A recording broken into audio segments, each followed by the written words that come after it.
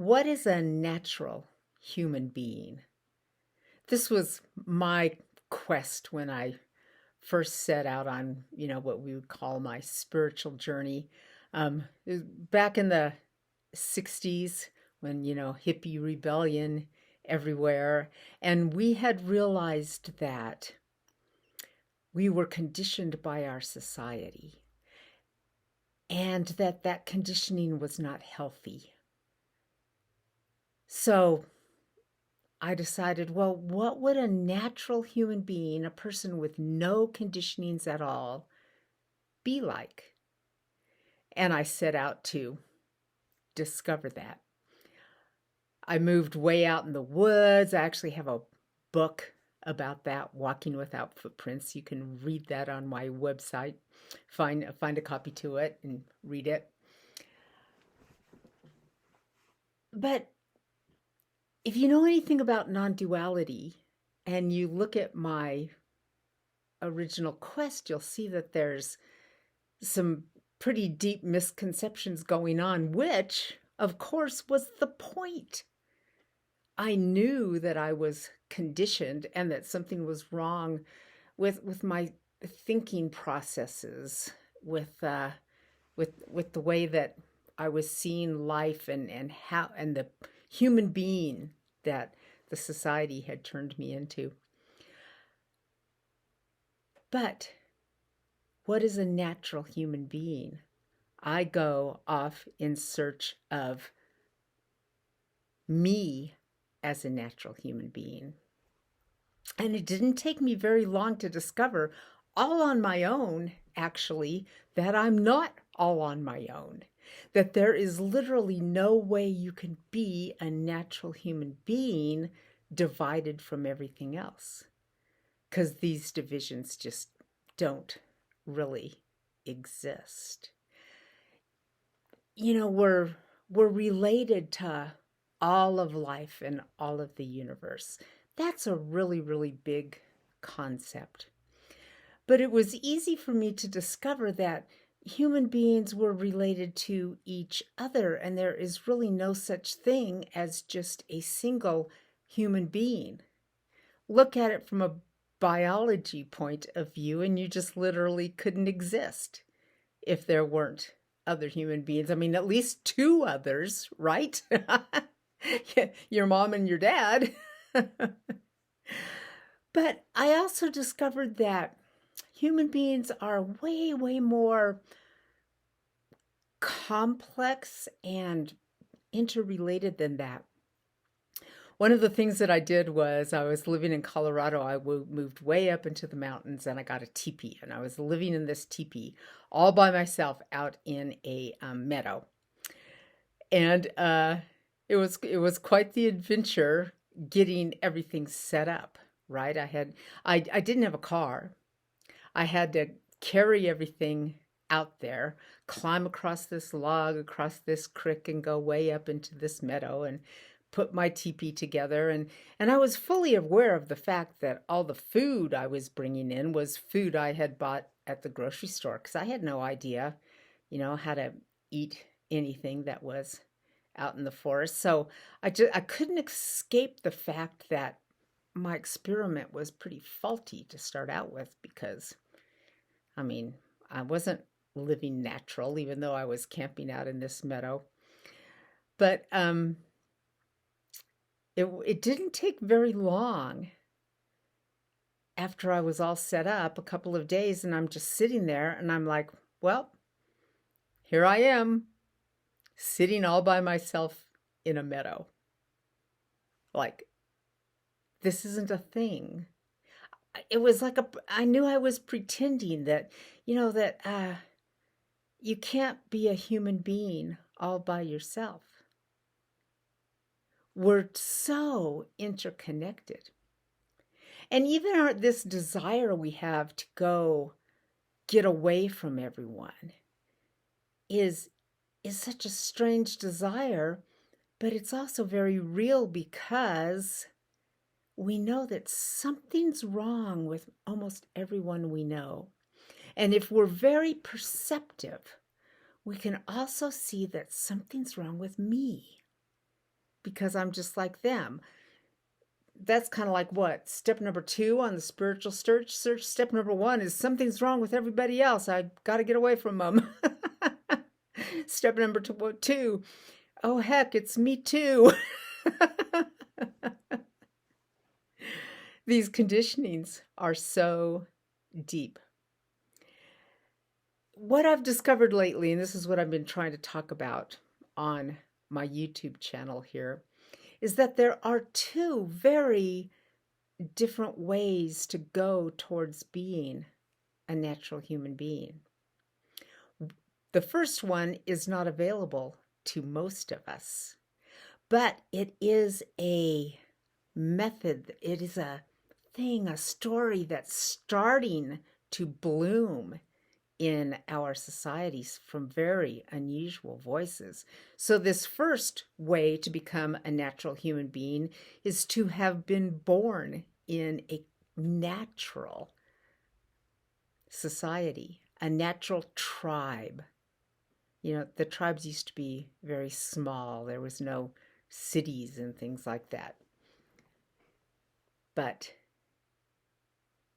for hundreds of thousands of years, this is how humans lived until civilization came along.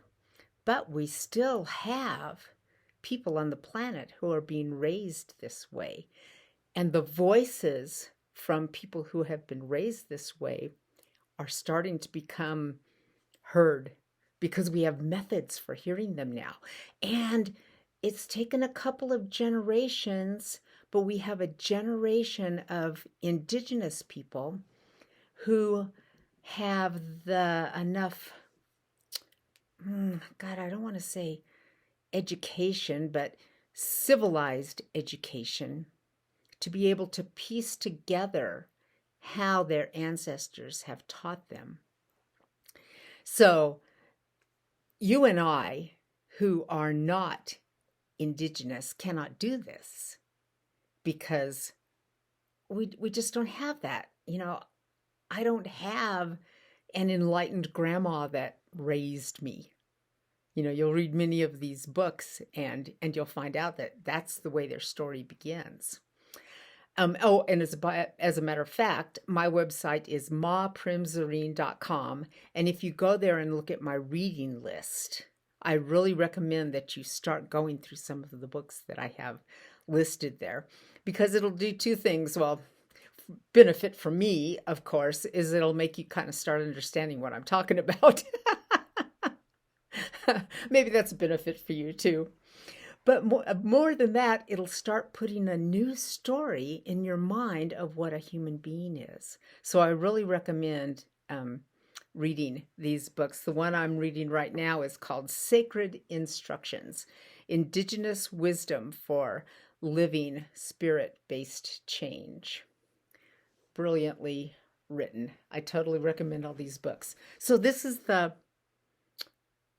first way that you can come into being a natural human being, is by being raised by and live with all sorts of other people who are natural human beings. Not going to happen for most of us, right? Can't happen. Already done. We already got born and we're already raised up in this society. So what is the other solution? The other solution is what we call enlightenment, which literally means dropping all your conditions and figuring out who you are. Now, the big difference between this enlightenment that we pretty much consider to be an Eastern spirituality and the indigenous spirituality that you kind of have to be born in, the big difference is that in the Eastern spirituality, in the Enlightenment traditions, in order to shed all your conditionings, what you come down to is 0.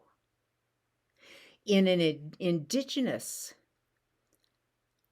situation, you would have been born into this human field and society of people who all know who they are, awakened people, who then teach the children how to be awakened. And so you find out who you are by finding out who you are.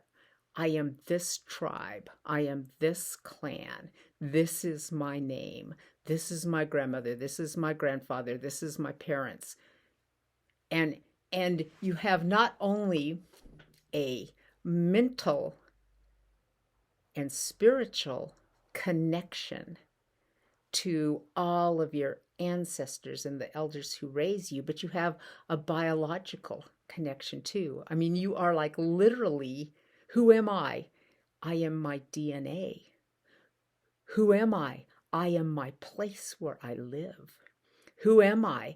I am my relationship with my family. Who am I? But there's a single point of being inside all of those things. Who am I? I am my place.